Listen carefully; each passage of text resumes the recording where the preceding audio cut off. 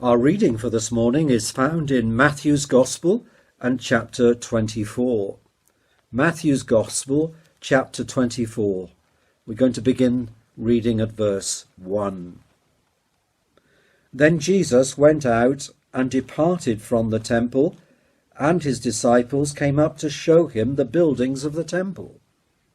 And Jesus said to them, "Do you not see all these things?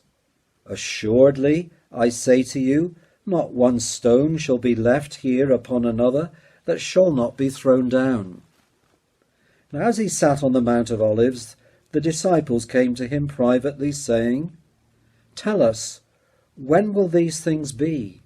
And what will be the sign of your coming and of the end of the age?" And Jesus answered and said to them, "Take heed that no one deceives you. For many will come in my name, saying, 'I am the Christ,' and will deceive many. And you will hear of wars and rumours of wars. See that you are not troubled, for all these things must come to pass, but the end is not yet. For nation will rise against nation, and kingdom against kingdom. And there will be famines, pestilences, and earthquakes in various places. All these are the beginning of sorrows. Then they will deliver you up to tribulation, and kill you, and you will be hated by all nations for my name's sake.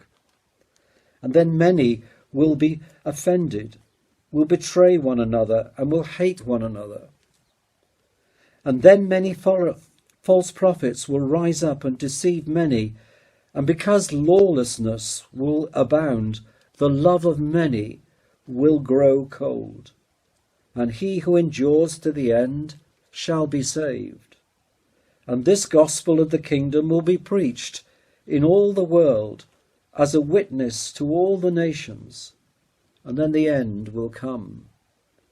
And then turning to verse 29, "Immediately after the tribulation of those days, the sun will be darkened, and the moon will not give its light. The stars will fall from heaven, and the powers of the heavens will be shaken. Then the sign of the Son of Man will appear in heaven, and then all the tribes of the earth will mourn, and they will see the Son of Man coming on the clouds of heaven with power and great glory. And he will send his angels with a great sound of a trumpet, and they will gather together his elect from the four winds, from one end of heaven to the other.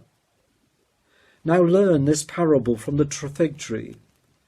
When its branch has already become tender and puts forth leaves, you know that summer is near. So you also, when you see all these things, know that it is near, at the doors. Assuredly, I say to you, this generation will by no means pass away till all these things take place. Heaven and earth will pass away, but my words will by no means pass away. But of that day and hour no one knows, not even the angels of heaven, but my Father only. But as the days of Noah were, so also will the coming of the Son of Man be. For as in the days before the flood, they were eating and drinking, marrying and giving in marriage, until the day that Noah entered the ark, and did not know until the flood came and took them all away, so also will the coming of the Son of Man be. Then 2 men will be in the field, one will be taken and the other left. 2 women will be grinding at the mill, one will be taken and the other left. Watch therefore, for you do not know what hour your Lord is coming. But know this, that if the master of the house had known what hour the thief would come, he would have watched and not allowed his house to be broken into. Therefore you also be ready, for the Son of Man is coming at an hour you do not expect." We turn now to our second hymn, and this hymn is a hymn of great comfort for the believer. It's certainly one of my favourites. How sweet the name of Jesus sounds in a believer's ear, It soothes his sorrows, heals his wounds, and drives away his fear. This hymn is sung by Grace Community Church in California.